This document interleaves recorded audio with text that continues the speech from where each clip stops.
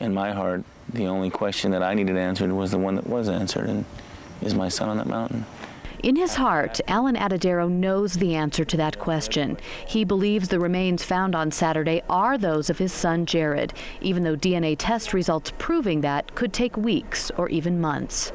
But he says he knows his son's fate now, and that's the Father's Day gift he's been waiting for.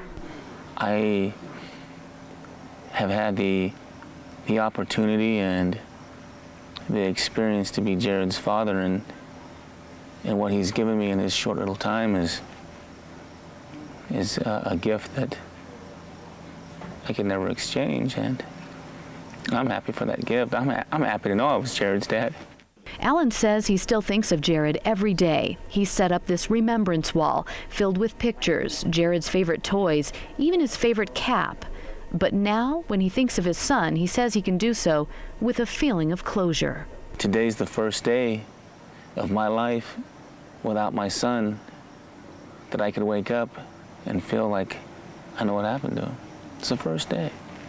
In the last 3 years and almost 9 months, this is the first day I got up thinking I know where my son is. Jared was 3 years and 8 months old when he disappeared, and his dad has now been without him almost that exact amount of time. Alan says he appreciated every moment he had with his son, and his message this Father's Day, do the same. The irony behind the fact that it's Father's Day, and I just hope everybody just comprehends today is a reason to celebrate, and today is a reason to be joyful. And today is a reason for all fathers to be happy they're a father. And if you have that opportunity to hold your child, man, do it, and do it as long as you can. Christine Mahoney, News 4. Hey. Hi. Parents of these UNLV students probably never thought their kids would wind up using adult videos for homework. But in this class, Porn in the USA, that's what these juniors and seniors did. One of many critical thinking assignments designed to rip apart their definitions of porn. Before, I kind of viewed pornography as just kind of like any explicit showing of bodies. And then over the semester, I kind of took a step back and went, well, no, really, I can't quite call it that. When I came in, I thought of porn as a hardcore sex video.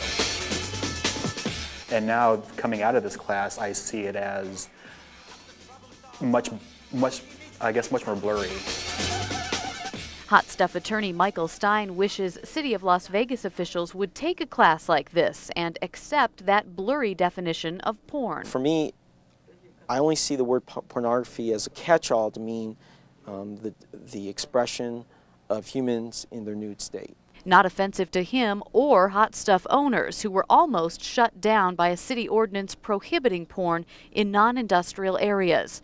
The battle's not over. A judge will have to decide the case in court. What can you do? Students have learned the acceptance of public nudity is already higher in Las Vegas than in most cities.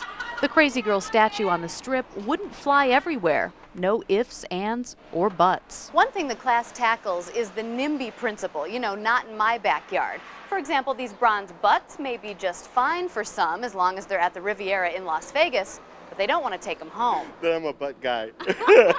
But not at home. It's a small community and they just don't go for stuff like that, I guess.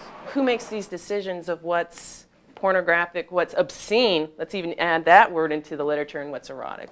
It's a place where we get students to actually think critically about how do they want to respond as citizens, as well as in how intellectually, how do you think about this in broad base. Questions in the teaching of traditionally taboo topics. His primary mission was to find ambushes, snipers. Meet Chico, one of the many brave soldiers who fought in Vietnam. Chico went in first, leading the way, spotting booby traps and mines, sniffing out the faint scent of the enemy's breath as the Viet Cong hid underwater in rice paddies, breathing through reeds.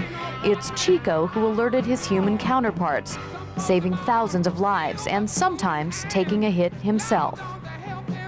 The dogs that didn't make it, that were killed there, were buried on the hill we had right And there. meet Sergeant Charles Sanders, Chico's partner for 2 combat tours.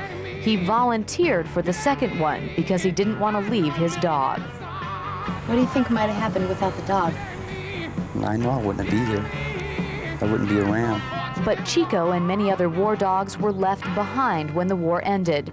The dogs were of no use to the Army anymore, and being used in combat, they couldn't come home as pets. Chuck's not sure what happened to Chico. I know their life wasn't that good, couldn't have been that good. Now there's a petition drive underway to honor the dogs with a commemorative stamp. About 65,000 signatures have been collected, hundreds of them from southern Nevada. It's time that we Americans recognize our four-legged soldier. Chuck's memories of Chico have never faded. Since the war, he's had a couple of dogs, both of them black and white, just like Chico. It makes him feel lucky, lucky to be alive, thanks to a 4-legged friend who never complained, who until now didn't have a voice. Christine Mahoney, News 13, inside Las Vegas.